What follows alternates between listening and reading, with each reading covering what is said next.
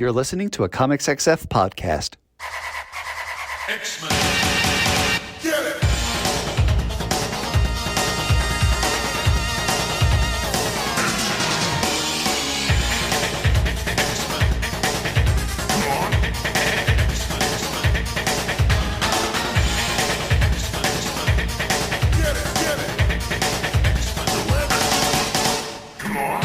Hey everyone, and welcome to another exciting episode of Battle of the Atom.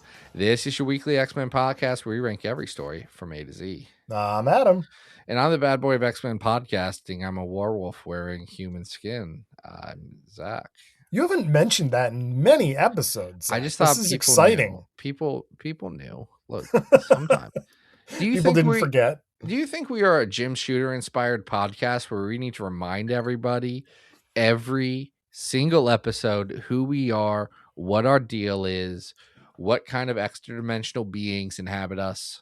Listen, the werewolf bit has been going on for a long time, and I just didn't know if you'd given up on it or not. I've said before, and I will say again, the bit will end when I forget about it. The beauty of that, I thought you might have. The beauty of it is I can remember whenever I want, and the bit's still on. I am really happy to hear it's back. Conditionally. Yeah. It just whenever you remember, it's great. It's just like, here's the thing. The werewolves are in a long line of weird little freaks that the X-Men hang out with. Mm-hmm. And when I think about the X-Men's weird little freaks, I do think about their sewer friends, the Morlocks. I think about how Paul Smith overdrew an issue, and Chris Claremont had no shortage of headaches forever because of it. Paul Smith did too much work, and then we all have had to deal with it. Hundreds of Morlocks down there in those tunnels. What's funny? What's funny? Well, I'd love. I was reading these comics this week because so this week we're talking about Morlocks. We'll talk about why in just a second. But it was funny because at one point Anna looked over my shoulder and she saw a scene of the Morlocks in the sewers from like later in continuity, and she's like, "Why do they always go back to the sewers? Like, can't they do something nicer for themselves?" And like, I did remember that in Krakoa they lived on a golf course for a while. They moved to a retirement community in Arizona. Yeah. I think that's beautiful. I think it is beautiful that Mask was like, I'm going to take up golf. Look, I did not always love every story that Jerry Duggan did. However, Jerry Duggan understood what I want out of comics more times than not. And I'll be honest, I appreciate that. Yeah, that's a solid choice. I always appreciate that. And I kind of like the Morlocks. I don't love the Morlocks. Like, they're not my favorite X-Men related thing, but I like the Morlocks a significant amount. Sure. And they don't appear as many times as you might think, as we learned when we started looking up stuff for this episode. But Zach, why are we talking about Morlocks this week? Well, the reason we're talking about the Morlocks and their friend Caliban was because Patreon supporter Sterling Johnson went on over to patreon.com/battleoftheatom, reached deep down into their hearts and pocketbooks, tossed just a couple of coins into our coffers. And because of that, we're doing an episode based around one of Sterling's ideas. And Sterling's idea was like, how about my boy Caliban and the Morlocks? And I was like, okay. Yeah, great idea. You ever think about how many different actors have portrayed the mutant Caliban? At least 3, right? In the Fox movies? Hold on. I know how many Calibans have there been? I know there was. Okay, it is only 2. It is only 2, but it was weird that they happened very soon after each other. Because there was Caliban in X-Men Apocalypse, and then there was Caliban in the movie Logan. Yeah. And they were different people. They were different dudes. And 1 year apart, right? Yes. I think those 2 movies are just 1 year apart. Oh my gosh. It's just that I love the lack of care that Fox put into like the stuff that really only freaks will remember. Like, here's the thing. My wife, one of my favorite people to ever exist, she has watched both of those movies more than one time. I'm sorry. I mean, Logan, by Logan. all means, rewatch. Apocalypse, I don't know. I would like payment if someone wanted me to rewatch that one. X-Men Apocalypse is not the worst So bad. X-Men movie. It's up there. third worst. Really? Dark Phoenix is really bad. I know you like it better than Dark Phoenix is way better than Apocalypse. Stuff Dark happens. Phoenix is not very Stuff happens. Not much happens in Dark Phoenix. Listen, man. At least there's a plot. Like There's Apocalypse. a plot to just Apocalypse. There's no plot. They're just standing around while Oscar Isaac is painted like that guy from Power Rangers. I have a news. I don't know why you. Okay, but here's the thing, Adam. All I'll say about X-Men Apocalypse is that's what Apocalypse does. That's just what all Apocalypse stories are. He does a little bit of that this week. We're gonna find out. Apocalypse, most of the time, just kind of stands there. Yeah. And has some makeovers for people, and I appreciate that. But what I was saying is, I could show my wife those movies back to back. She would not realize that it was the same mutant character in both of those movies. Well, they don't look the same. They're two different actors. For the record, I did just check my Letterboxd. Apocalypse is at rank 14. At 13, I have the New Mutants, and 12, I have X-Men: The Last Stand. So you have Apocalypse as the worst one?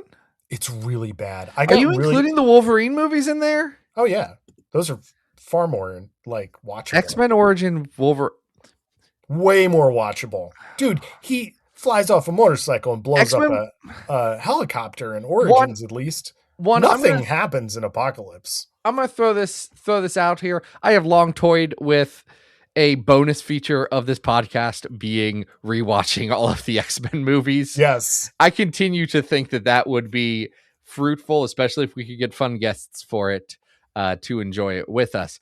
That all aside, X-Men Origins Wolverine is more watchable. It is objectively worse than Bud. That's a dumb, stupid. I'm not arguing with you, but that movie sucks. I liked it better than the last two Deadpool movies. If we actually, no, and this is coming from a hater of those Deadpool movies specifically. The Deadpool 2 is easily better than that, and I would say it is bad though. But it also has them doing that thing to Juggernaut's eye that got Todd to quit Marvel. Yeah. That's awesome that made it into a movie. No, Deadpool and Wolverine is a better film than X-Men Origins Wolverine, even if I would rather rewatch X-Men Origins Wolverine, which you just contradicted yourself. No, because I can judge quality and my freak tastes. Yeah. At different, those are different buckets. But hold on a sec. Like we're talking about, all right, we shouldn't get into this. We really should do this as a separate thing because I think it would be fun, folks, and I think we would argue. Folks, if you would like us to do the spin-off podcast of this, let us know. Yeah. And then maybe, you know what, maybe because frankly, we would need some time to coordinate this. Yes. Maybe we set up a Patreon goal and we fundraise for this content, folks. Yeah. This is a call to interest. This is not a call to anything. This is a call to, you think this would be a good idea? Yeah, something maybe you want to do. There's like 13 of those. We could 14. There's not 4. That's so many. Yeah. There's 14 of them. I'm sorry. Generation X. No, I didn't even count Generation X. 15. If you count Generation X, there's 15. Which you have to count Generation X. I've yet to see it. It would give me an excuse. Have you not watched Adam? I've watched more episodes of Mutant X than I have than the total running time of Generation X. What I think you should do, and this is 100% true, I think you should watch Generation X because I think I see what you post about. I don't follow Letterboxd. Yeah, but Adam does post his Letterboxd reviews on Instagram, and I just see what movies Adam's been watching. Adam, you watch some bad movies. You would find things to enjoy in this. Anna would find things to enjoy in this. And then what you need to do, and I've not re-listened to this in years, is go back and listen to the episode of Legion Quest that me and Matt Sibley did, where we watched that movie with then Generation X writer Christina Strain. I remember that very, very well. Yeah, I mean, I've seen, if I can sit through the failed David Hasselhoff Nick Fury pilot, I'm sure I will enjoy the Generation X. Generation X is not without merit. It's bad, but it's not without merit. Hey, do you know what else has merit? Oh, I hope you're talking about Wheezy X Factor. Bud, I wasn't. I was talking about how I was talking about Erg from The Gifted show. You remember Erg from The Gifted show who led the Morlocks there? I didn't Not finish what I that was show. expecting you to say. I'm like at 6 all. episodes away from finishing that show, and it will never happen. I didn't get that far in season 2. But bless you, man. No, it was because Skylar Samuels. I dug the Cuckoos so much that I was willing to put up with just the worst family ever. Postman was there, like some crazy, crazy stuff. Why was Fenris the main? We are not. You'd have to spend a lot of money on Patreon for us to do the Gifted rewatch podcast, because we didn't even do that when the show was live. No. Oh, wait. If Fenris is the main villain of the Nick Fury failed pilot, does that count as a movie? Do we have to watch that as part of the X movies? Is Fenris the... Yes. Both of them? Yes. It's ridiculous. David Hasselhoff is not playing the incest Nazi? He's Nick Fury. I know that, but if like there's an incest Nazi, honestly, David Hasselhoff does come to mind as like you would get a David Hasselhoff type for that role. No. And in fact, it's interesting because it's mainly Andrea is the main villain, but her brother Andreas is still there. Just get Baron von Strucker. He's there too. Okay. Yeah. Honestly, that makes sense. We're wildly off topic. It's a lot. We're 13 minutes in and we haven't talked about our first Morlocks story. Let's talk about my friend Louise Simonson.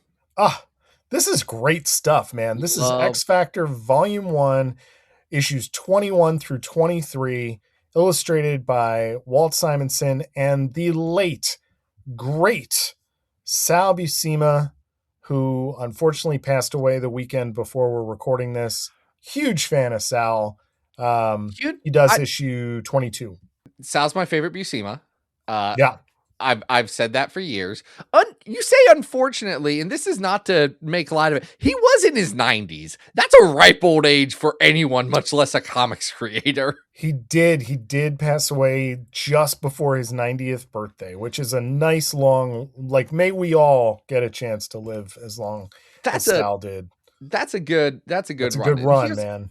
I will say, this is in between. Sal does an issue in between 2 Walt Simonson issues. And here's the thing. It is very hard to hold a candle to Walt Simonson. And if there is anything that I can say about Sal Buscema, is that Sal Buscema absolutely holds his own against peak Walt Simonson, not just here, but in Thor. And is, I don't think the Buscema's got the credit that they deserved, sometimes from me. But like, shoot, man, if you're going head to head with Simonson, you're doing something right.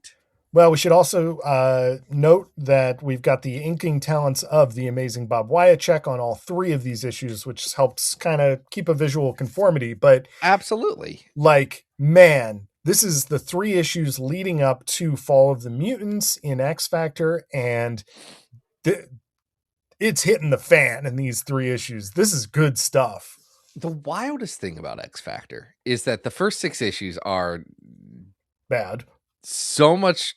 The first 6 issues are funny to me because they are bad in the ways that nearly all of my least favorite X-Men comics are bad. Yeah. It is regressive. It is not well thought out. It is boring. It is insane. And then Wheezy comes on.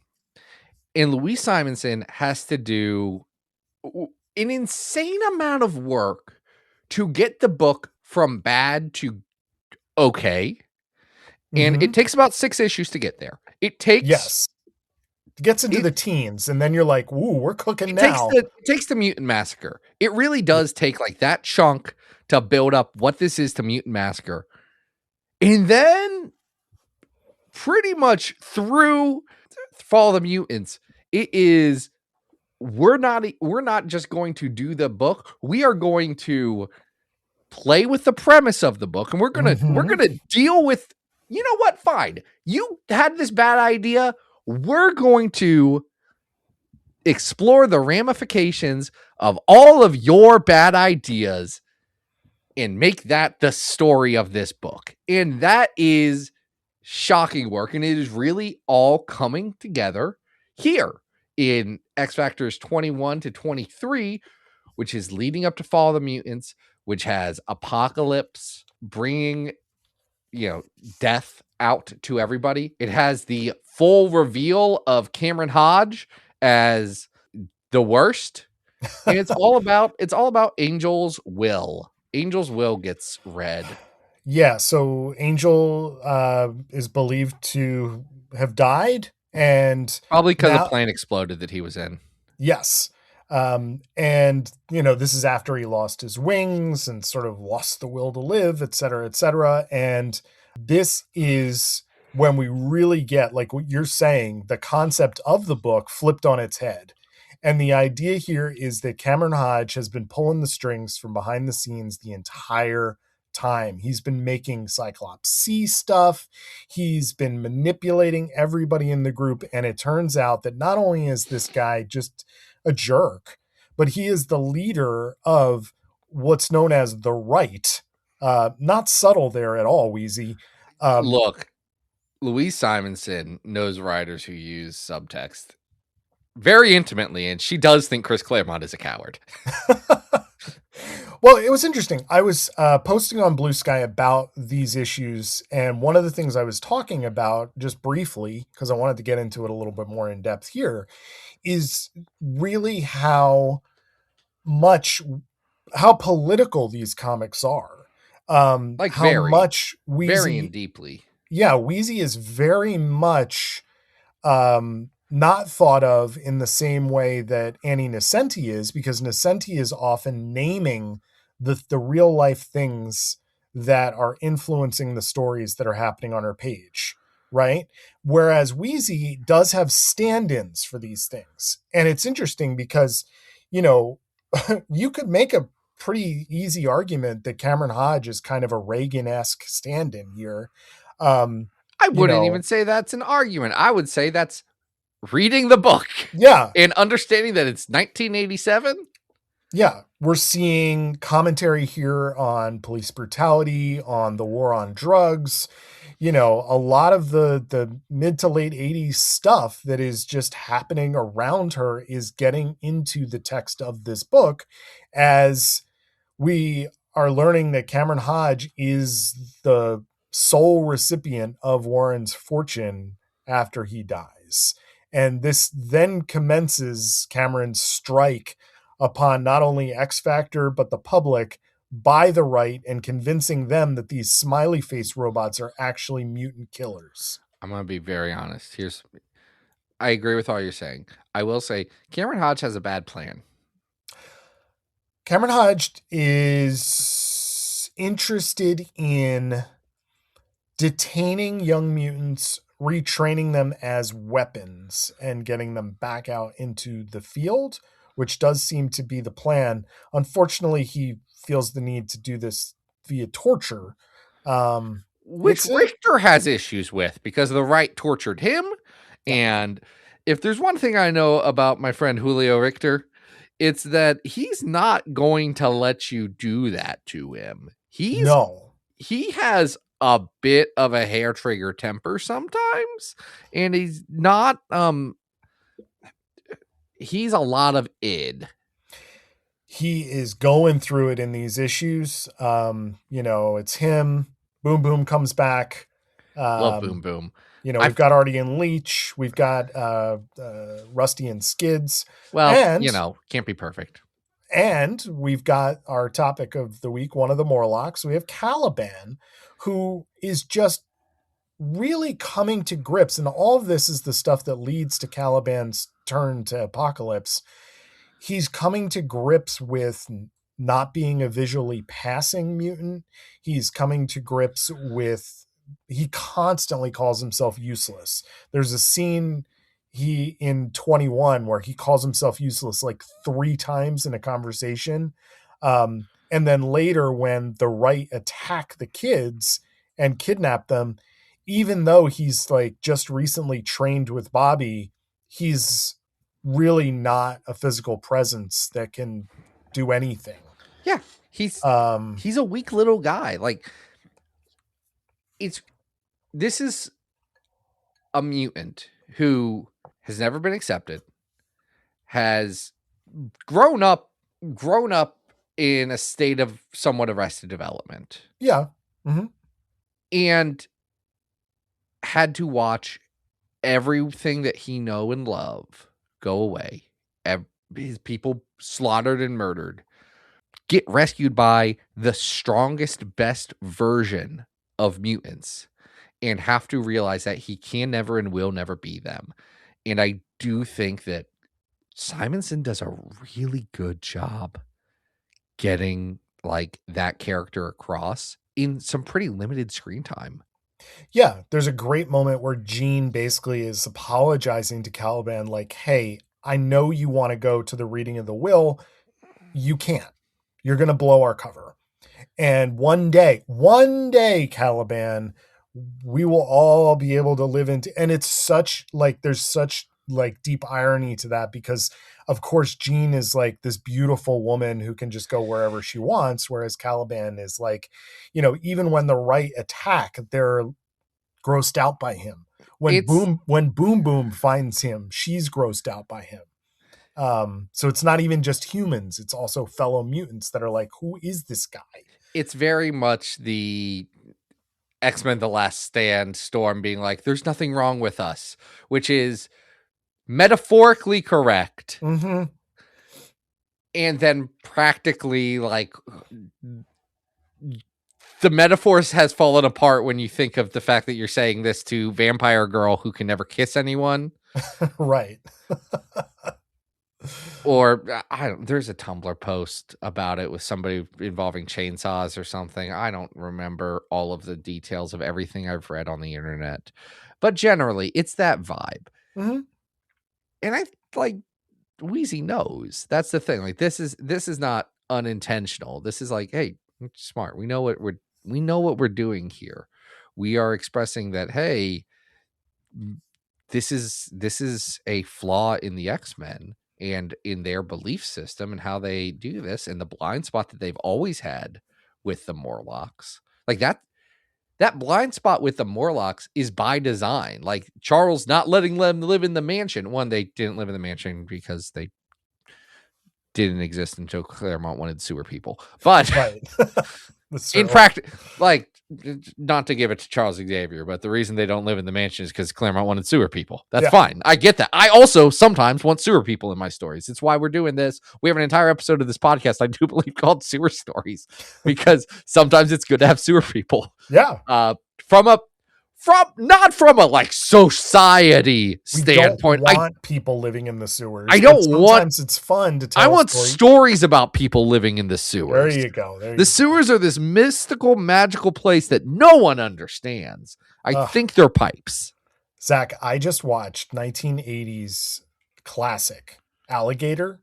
If you get a chance, check it out. It's a Jaws ripoff from John Sayles. A lot of fun. I thought that was that Burt Reynolds movie with airboats. No Burt Reynolds in this.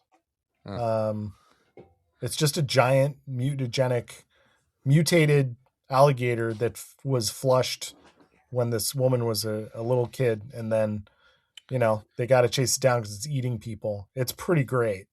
Anyway, yes, sewer people are sometimes fun in stories, and it really doubles down on the metaphor of what is going on in this story. And I just want to compliment Wheezy again, because there's so many aspects of this. I listen, I'm going to be frank here without getting too into current events, but it was difficult to read some of this stuff Oh, you read it over the weekend too. in the context of what's been going on in current events. This is difficult stuff to read, when you have, like, I believe I characterized this in my Blue Sky post as silly military cosplay abducting mutants in service of their uber wealthy racist leader, complete with a media counter narrative. I think the other thing that I said was that I remember when I read this the first time, I thought this is very on the nose, like to the point where it's a little bit like exaggerated, and it's frightening how reading it over this past week has been like, oh, it's not actually, it's reflective and thoughtful. We tend to be a good times podcast, and I think everyone generally has a feel of where we stand. So I don't want to dive too deep into events that are so current that, in fact, we may have a whole different set of news stories happening by the time people actually hear this podcast. But generally, weird one to read this weekend. Yeah. That was which is telling of this story that Louise Simonson gets that, hey, this is the path that bigotry and oppression always leads to in the worst possible case. Like, it's happened enough historically to know. And I think that's part of why this affected me this week. But I read this and said, it has some flaws. I think Cameron Hodge generally his motive doesn't make sense in this. Like, I'm jealous of Warren. It's not a great motive. It's not a great motive. I still think Cameron Hodge is a character that when I was growing up, I knew mainly from what he looked like in Extinction Agenda. Which is better. Which is more exciting. It's more thrilling. I do think, though, that going back to this and seeing kind of the way in which he's presented as the leader of the right, I do think is really on point. And it does make for an interesting character, a really good villain and a good counterpoint to what this team thinks they're accomplishing and is realizing very quickly they're not. I think the only issue, and this is, again, the issue that Louise Simonson inherited this story and has to make it work, is that it does make the X-Men or X Factor look like the dumbest people in the world. Yes. Yeah. But again, that's more, I already have this here. What do I do with it? Yeah. Well, in her defense, Beast is getting dumber as part of what's been going on. Wait, no, is he? I was trying to remember exactly, because this is after Infeksha had made him less dumb. I forget. I don't know. Iceman's powers are kind of out of control, and he's just not up to 100. Doesn't have his fun belt yet. No, but I think doesn't he get it in this arc? No, he doesn't get the belt because he doesn't get the belt in this arc because he gets the belt from Loki. That's an Asgardian belt. Remember? But don't they try and harness his powers? Yeah, that's a different thing, though. That's okay. That's not the same I'm thinking of Beast had started to get dumber now. Yeah. But the Infeksha stuff that happens later. Yes, that is in 31. Yeah. So, yes. Okay. No, we're good and smart. Let's not give ourselves too much credit. Yeah, because he keeps getting dumber throughout Fall of the Mutants, and then Infeksha turns him back into blue and smart. Yes. Yes. We had to remember X Factor continuity, folks. It's been a few years. Good comic. If you haven't given X Factor a shot, from Jump Street, you should. It's pretty good. It's pretty good. Want to rank it? I want to rank it on our big old list, Zach. What is that? That's the list that we've been doing since the start of this podcast, where we rank every X-Men story from best to worst of all comics of all times. We have 1,122 different X-Men stories on this list, with the best being the House of X Powers of 10, 275th best being Uncanny X-Men Volume 3 Broken from the Bendis run, 550th best being What Happened to Cassidy Keep from Generation X, 825th is the Weird World arc from Extraordinary X-Men, 1,100 is New Mutants Forever. And the worst X-Men story of all time is 2099 World of Tomorrow. Adam, you have number 30 on our list highlighted. Well, I highlighted 30 because that is Fall of the Mutants from X Factor. I think that's better than this. That's better than this. That is, we didn't even mention Apocalypse is kind of standing around and plotting throughout Gets all to this. Introduce death to the rest of the, the horsemen, and they're like, why do we need this guy? We can fly on our mechanical horses. They're like, he's like, wait till you see this. He rules. Oh my gosh. Then laughs maniacally. We didn't mention it enough in this. The Walt Simonson Archangel design is so good. Yeah, it's great. It's so good that it has broken the character fundamentally, because no one knows how to continue using the best looking design that the character has ever had without making him evil murder man and still making him businessman. In this episode, Zach. We are going to get into that. I forgot. I also forgot we were doing that, which is bad because we have to do it soon. This is still pretty good. It is. It's really good. Now, there's a couple other things on the list. At 74, we have Endgame. And this is not as good as Endgame. At 99, we have Inferno. This is not as good as Inferno. Is it better than Peter David X Factor 87 Examinations? Probably not. I would say it's not better than that. Probably not better than the first arc of David X Factor. Okay, that is at 113. 6. No, 113. Oh, wait, what? 113, X Factor Volume 3, number 1 through 6, The Longest Night. But that's not... Wait, what is that? That's not the first arc of Peter David's X Factor. No, it's not. My Brother in Christ. With Larry Stroman? No. With Ryan Sook. Yeah. That's not his first X Factor arc. Okay. We're both saying correct things, and we both know what we're saying, but we're both misinterpreting the other person here. Okay. But is Peter David's first crack at X Factor not? It's obvious. At 176? His first crack. I mean, yeah, but I was thinking of I don't think about 90s X Factor all that much. It's the real answer. So no. See, I think this is better than at 170 X Factor 27 Gifts. That's what I was going to say, because at 113 is the first arc of Investigations, which is better than this. But I do think this is better than Gifts at 170. So we're in there. Is this better or worse than Empire X-Men? I think it's better. I also think it's better than Executioner's Song at 132. It's not better than Further Adventures of Cyclops and Phoenix in 128. Man, now we have... These three are weird to compare it to. Hellions 1 through 4, yeah. Gwenpool Strikes Back, and Wolverine Dupe. I think it's better than all three of those. I honestly do. I just think that it's telling a more sophisticated story. I love the art. I think Simonson and Buscema are just killing it. And this is good stuff. This is good X-Men. You know what? Honestly, yeah, it's really good. No one's going to be mad at us for calling it the 129th best X-Men story of all time. Nice. Well, we're going to leave our friend Caliban behind and explore some other stories about the Morlocks. And to do that, we are going to fast forward to the wonderful year of 1996. What do you think I was doing in 1996? Were you born in 1996? I was starting kindergarten. Thank you very much. You're so young. I'm a little baby face over here. Look at me, little baby face boy. This is Storm, Volume 1.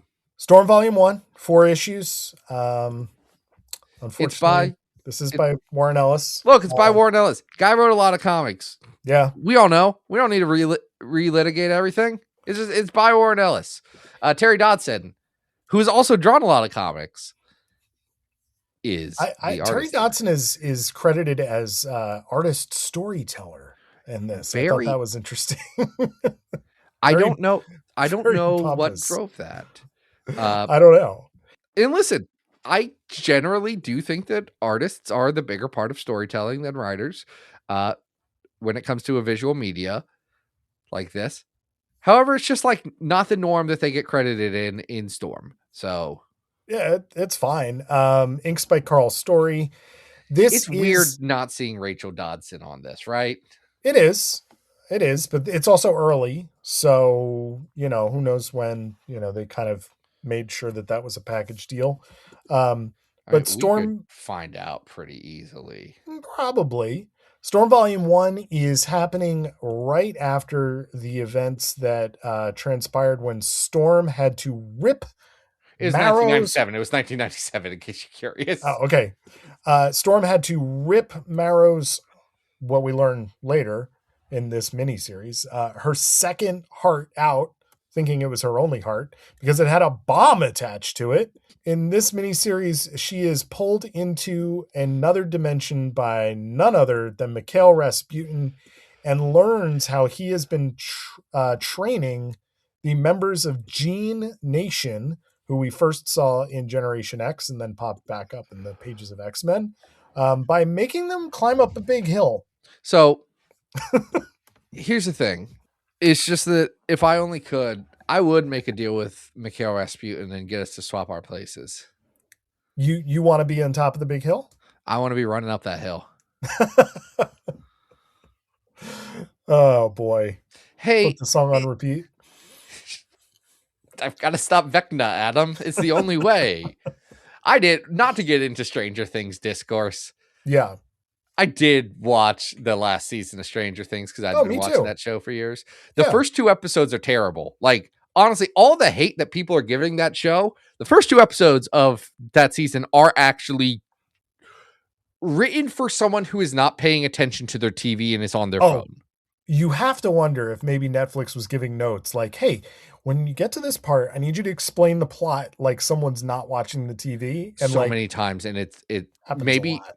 You know what? Maybe there was a lot of that in other seasons of Stranger Things. I'm not going to rewatch it because my mom's Netflix is logged out on my TV, and now they've made it harder. I have to text her and like, hey, what's that code? And it's like, I'm not going to do that at 9:00 at night when I remember.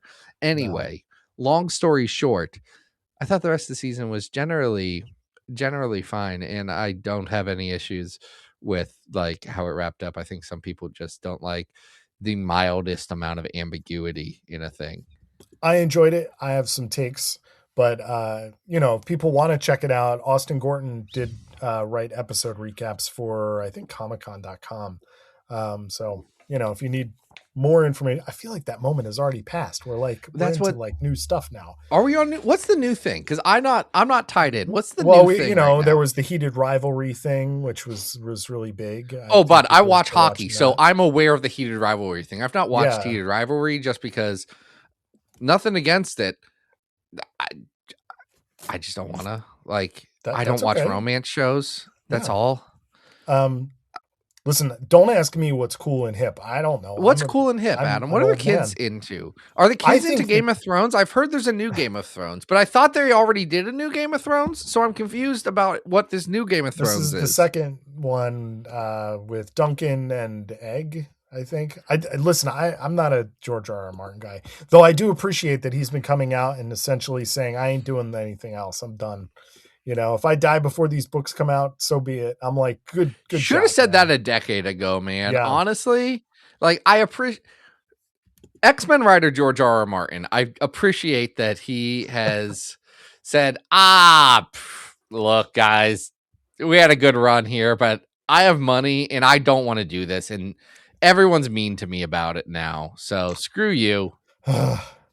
Well, I'm sure the kids are not talking about the 5 new members of Gene Nation: Pain, Loss, Sack, Charm, and Vessel, one of which you look suspicious. But I was talking about Sack 2 weeks ago. Maybe not on the podcast, but I was talking about Sack.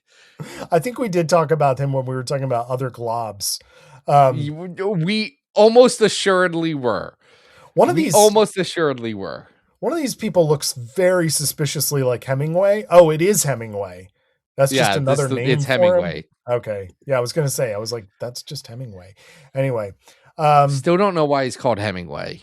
Did he shoot himself or something? Like, why is he called Hemingway? He's just like a big guy with some like tusks coming out of his back, but he's not Tusk. He's different. He's got more of a skull. The thing is that Hemingway did not have tusks coming out of his back. He did. He's an X-Men character. No, Ernest. Oh, the actual writer. Yeah, like for Who the Bells Toll. Yeah. But this is not the sun also rises. This is not the same guy. This I know, but what? I'm just trying to figure out why he's called Hemingway. I've read many Hemingway novels at this point in my life. I actually really like Ernest Hemingway as a writer. Like low key, one of my faves. Great. Yes, he has issue. No one's judging me for saying I like Ernest Hemingway. I've read lots of Hemingway too. No judgment. This is a safe space. Safe. I've talked about The Old Man in the Sea on this podcast before. I think it's a good shark punching novel. Anyway, long story short, doesn't have anything to do with a Tusk Man. So I don't understand that.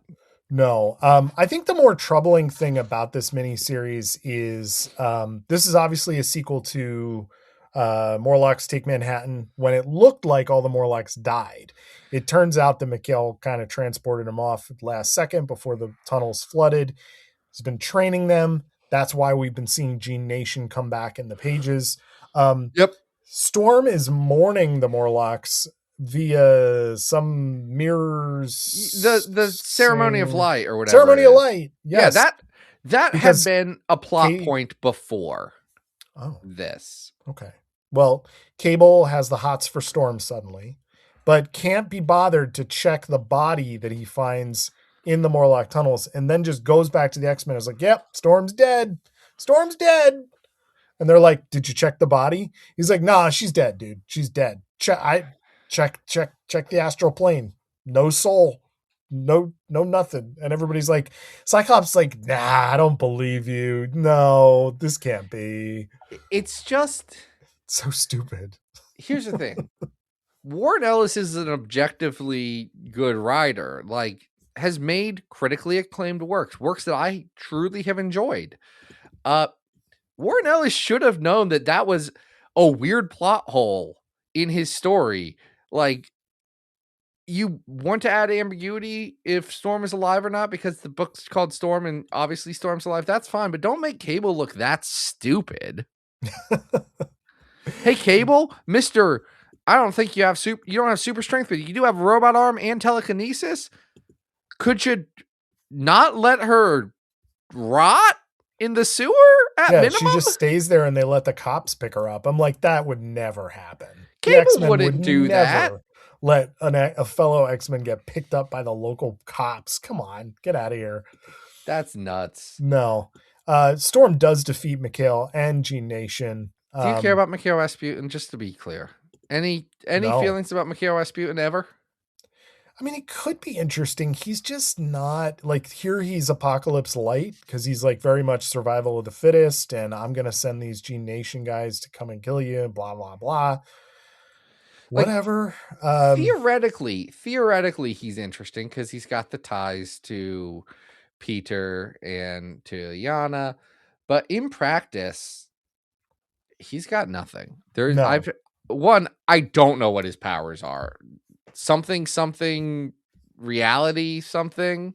He has like matter transformation powers, but also like interdimensional portal powers. He's confusing.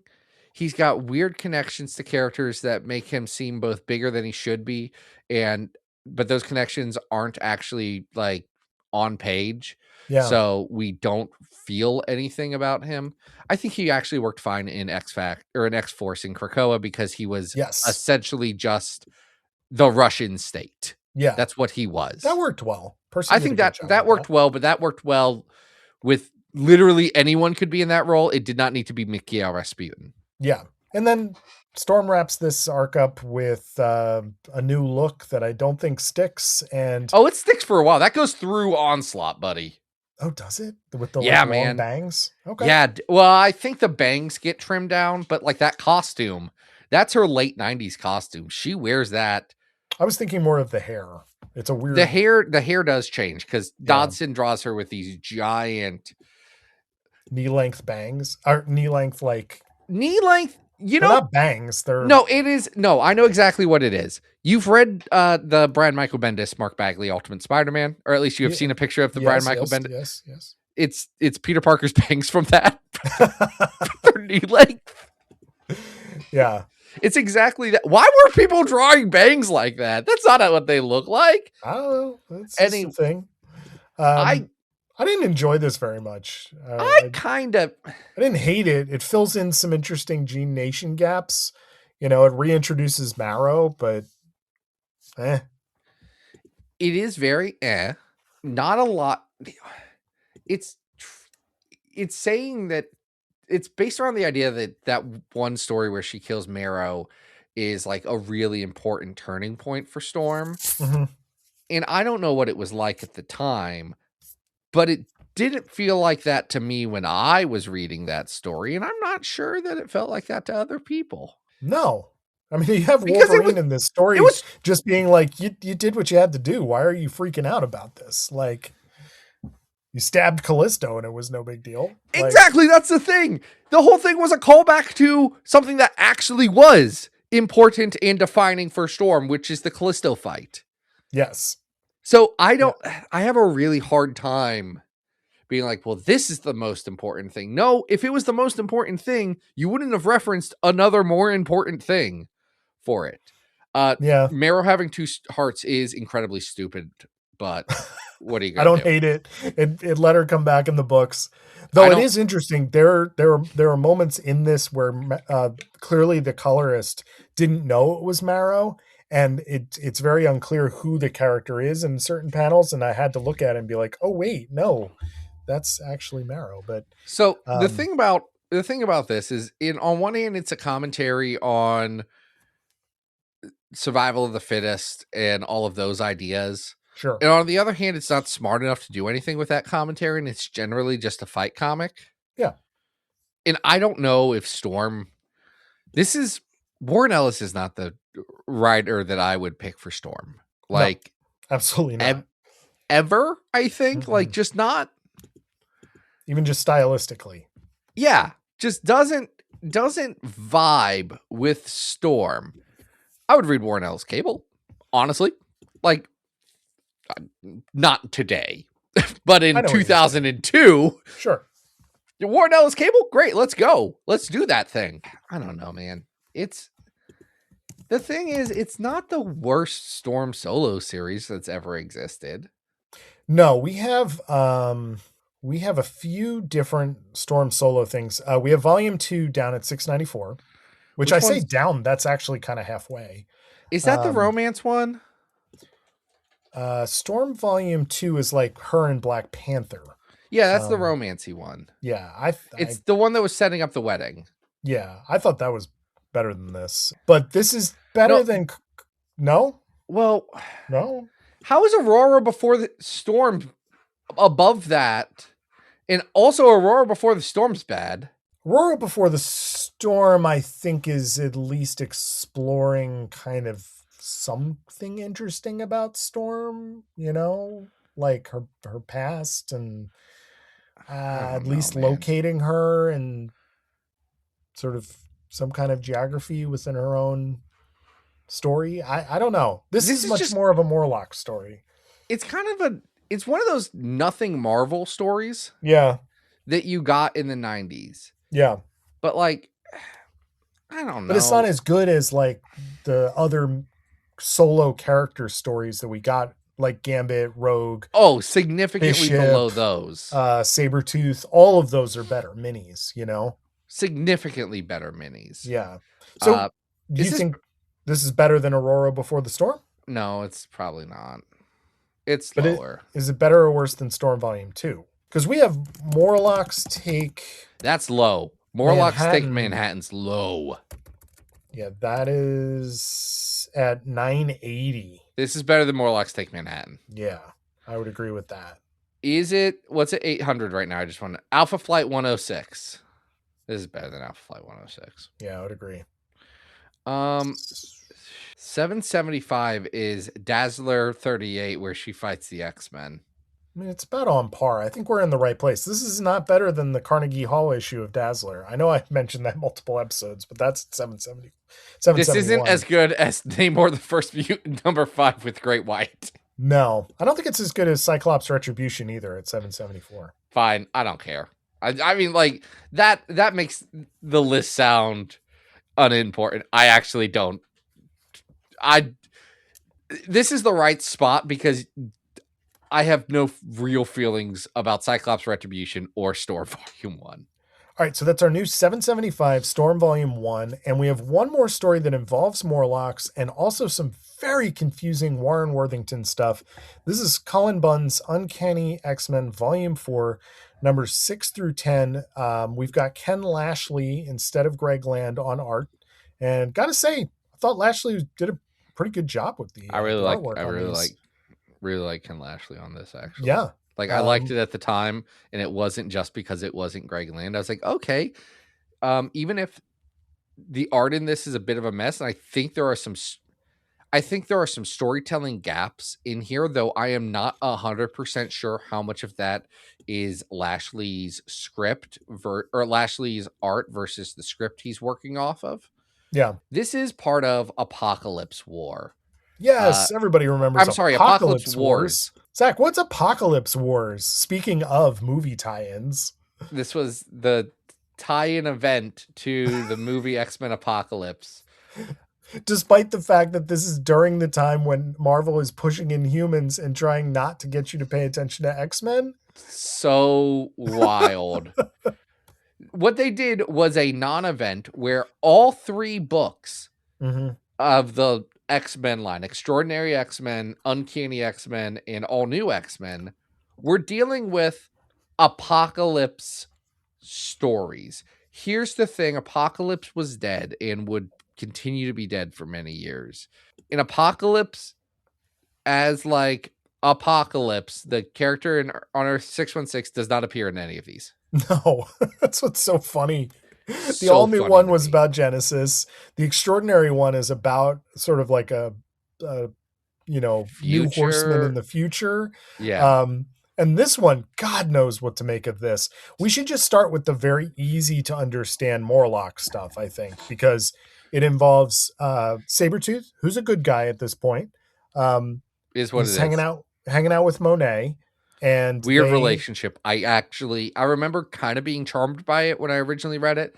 I don't like it. I've come all the way back around. I don't like it. No, I don't like it either. It's really weird that they're like kind of weirdly flirtatious Just here. a weird pairing. Yeah, but they have been summoned to the Morlock tunnels to help Callisto and her fellow Morlocks because somebody has been feeding on their Morlock kin. And can you guess who it could be since Monet's involved, Zach? Who It's could be Emplate. feeding on them?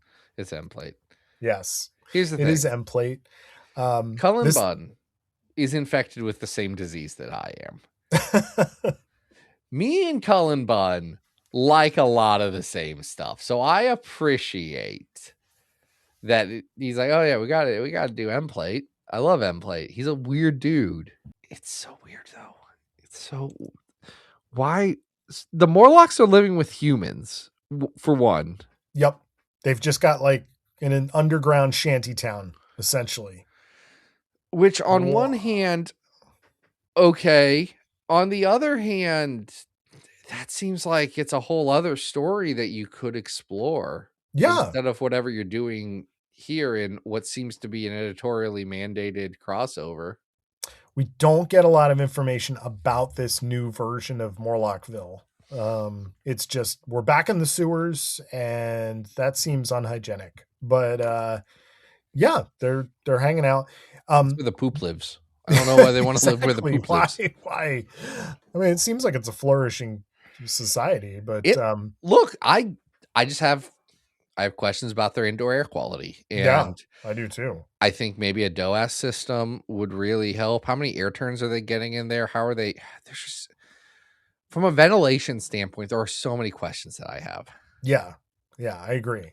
Like, there's off gassing in the sewer. There is methane. There's stuff that you don't want to be breathing. Like, methane was a big thing in the alligator movie. You know, that was that makes sense. That was a big point in the film. But the byproduct of this story is that Monet methane is the byproduct. Methane. Well, I'm sure, but the byproduct of this story is that Monet gets stuck with M-plate vampire hands for like until Christina Strain gets rid of him, I guess. To be fair, that's only 2 years, but still, that's a long time for Monet to have vampire hands. To what end? I don't know. Here's the thing. I'm going to say something, and I don't know who it's going to be mean to, but it's going to feel mean. Yeah. I feel the same way about Cullen Bunn's Uncanny X-Men as I feel about Jed McKay's current run on X-Men. Okay. I think it's generally a mess by a writer who I know is talented, and feels like it is trying to go against the grain in an era that wants to be 100% grain, but not really succeeding at it. Here's what I'm going to tell you. I think the current McKay run, if you take out the crossovers, actually holds up a lot better. And I think it's an interesting comparison because you see, and we've talked to Cullen about this on this show, about the editorially mandated stuff that he had to inject. I think McKay is doing more interesting stuff because we've got this Monet Sabretooth dynamic, right? And that's sort of off to the one side. I still, to this day, could not tell you what happens or why it happens. This stuff with Archangel and Warren Worthington that I really thought I had just kind of like forgotten it, and that rereading it would jog my memory. Said the same thing.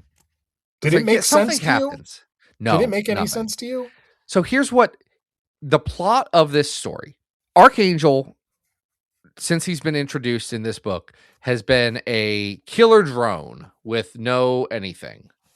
No mind, no anything. Right. Well, what we find out is that Betsy Braddock and Magneto go to this town in Colorado for reasons. I forget why. They leave Archangel at home. Oh, yeah, because Betsy has like a vision or something of like a bunch of killer angels. Mm-hmm.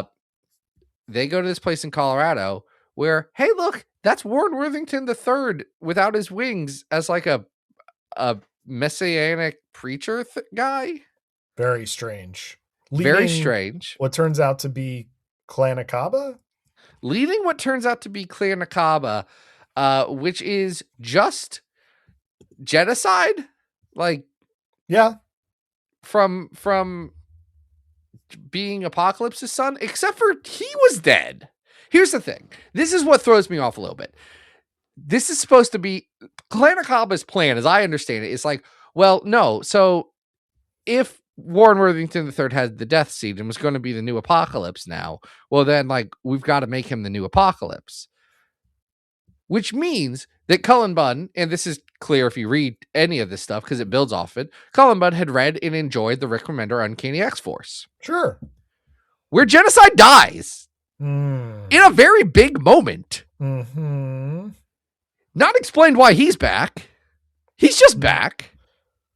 It's also never explained why the Archangel that's sitting in the Savage Land which is where the base is. Which is a different body than the Warren Worthington that we're seeing here. It's also never explained why, as we get to the climax of this story, a literal army of Archangels appears. Where did they come from? Where'd they come from? Who made them? What Clan is Akaba? going on? Maybe? Did Clan Akaba do it? I thought, like you did, that I would be like, oh, that's what happened. I just forgot. Yeah, I was like, I haven't had a reason to reread this in makes 10 years. No sense. This is a nonsense story. It is truly, I don't know why it's like this. I don't know why it's doing what it's doing. Phantom X and Mystique are here as well. They just show up. They're just there. Why are they there? Where are the other parts of Phantom X? I don't know. I could have sworn that there was a line that he's like, oh yeah, I reintegrated them as a throwaway thing. No. That's not in that. No. That's not in here. I could have sworn that a decade ago that's what happened. Nope. Did I make that up? I don't know. I felt like I was going crazy. It's really, really confusing. Okay. If you look this up on the Marvel Wiki, they claim that there's something called Death Flight that are clones of Warren Worthington created by Clan Akaba. I'm sorry, that's not in this story. I think that is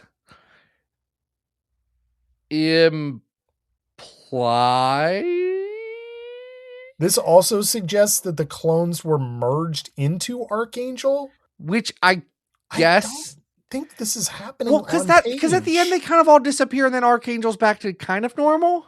Yeah, it's really not like there is no explanation on page for any of this. It's just like they're there, then they're gone. It's bad. It is so weird. Yeah. I don't understand this. Mm-mm. I don't understand what. I like the art. I think it looks good. I think Ken Lashley is doing the best job that he can. Yeah. Now, I don't. Okay. Oh wait, yes. Okay, no. Just to put it here. I want to throw this out here because I think this is a really good explanation of this, the storytelling in this. Okay. Psylocke and Phantom X have a big fight. Yes. And they're talking about Phantom X is mad at her because, oh, so you love Warren and you want to do all this stuff. What about me? Mm-hmm. Which is one thing. He was like, and with me, you tried to strip away everything that made me who I was. You took away my ego. You took away Eva. If it wasn't for Magneto, ... all the king's horses and all the king's men wouldn't have put me back together again. Okay, so the suggestion is that Magneto put Phantom X back together again? That is as clear as the story gets. I am not against that with like, you know, we merged all three Phantom X's into one because it was too confusing off page. Okay. But that's gesturing to that without saying it, which, okay, kind of maybe. But you can't do that with the entire plot. You cannot gesture at every aspect of the plot when it is. You can do that when it is something pretty straightforward and simple. Mm-hmm. Not when it's like, hey, how did all of the inciting incidents of this happen? And how did everything, like, I'm not someone who needs every bit of everything explained to me. No. I need it explained more than this comic wants to do. Meet me halfway. So at 668, we have the first arc of Uncanny Volume 4, Survival of the Fittest. I think that's way higher than this. This should go low. This is bad. It was bad when I read it. It's bad now. Man. And it's like, here's the thing. I don't know about this book, man. I was actually looking forward to rereading it. And I was like, oh, no, wait, this sucks. Why did I start a website and then later a podcast while these books were coming out? You know what's funny? We actually have the other Apocalypse War from Extraordinary X-Men right above that at 667. Yeah, that one's better. Yeah. At 701, we have Extraordinary X-Men 1-5. No, this is worse than that. Do we have some blue that's pretty low? Oh yeah. Toil and Trouble is at 902. Secret Empire is at 925. Cross Time. Oh yeah. This is about on par with the Secret Empire arc of X-Men Blue. I think that's the right era. We're right there. Right place of the list. You know? This is not as good as number 931 X-Man Infinites of Evil, which is with the Red Queen Jean Grey. Yeah. Let's see. So it's below that. Is this better than the time X-Men met Frankenstein? But it wasn't Frankenstein. It was a robot Frankenstein based on the novel. That did make more sense, but I will give this the edge, I think. Adam, honestly, I think that Frankenstein story's better. Okay. And I know it's bad, but I do kind of think that Frankenstein story is better. Here's the thing. That Frankenstein story is nonsense, but I can easily explain the nonsense and understand that nonsense by reading the words on the page. I cannot do that with this book.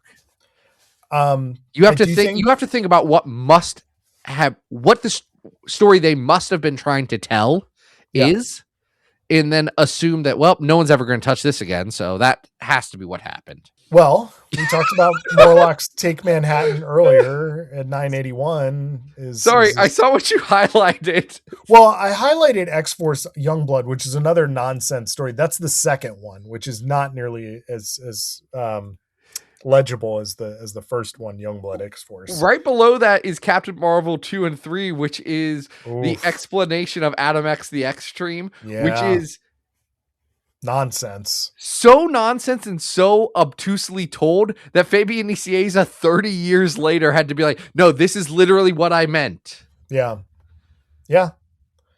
I mean, I think the art is better than like at 972 Prophet Cable. Okay. I don't think it's better than the goofy diner scene in Sons of the Atom 970.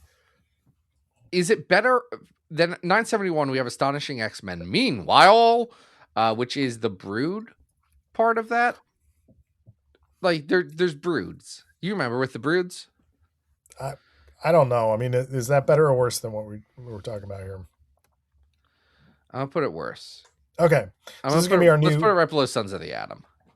Okay, great. So this is going to be our new 971 Apocalypse Wars from Uncanny X-Men Volume 4. And Zach, just like that, 3 stories that involve the Morlocks and Caliban. Who do we have to thank again? We got to thank Sterling Johnson. If you want to be like Sterling, you can go over to patreon.com/Battle of the Atom. It's a great website. It has all of my favorite things, which is people giving me money. Fantastic. Join in. Folks, you can always follow on social, Adam Rec on Blue Sky and Instagram. You can always find me at the Las Vegas Convention Center this week for the AHR Expo with all the latest and greatest in heating, ventilation, and air conditioning technologies. I will be there all week. If you find me, talk to me about air conditioning, and then as you leave, mention that you listen to the podcast. Do not embarrass me. This is how I get paid. Because of that, week off, and then when we pick back up, we're talking about what, Zach? Wolverine's birthday. Yeah. Happy birthday to him. Our birthdays aren't even close to it. We could have scheduled this way better. No, this is great. Somebody's birthday is going to be close to it. And for that person, if your birthday falls on or around February 16th, I'm really happy for you. Congratulations. We're doing an episode just for you. But until then, folks, this has been Battle of the Atom. We hope you survived the experience. Get it!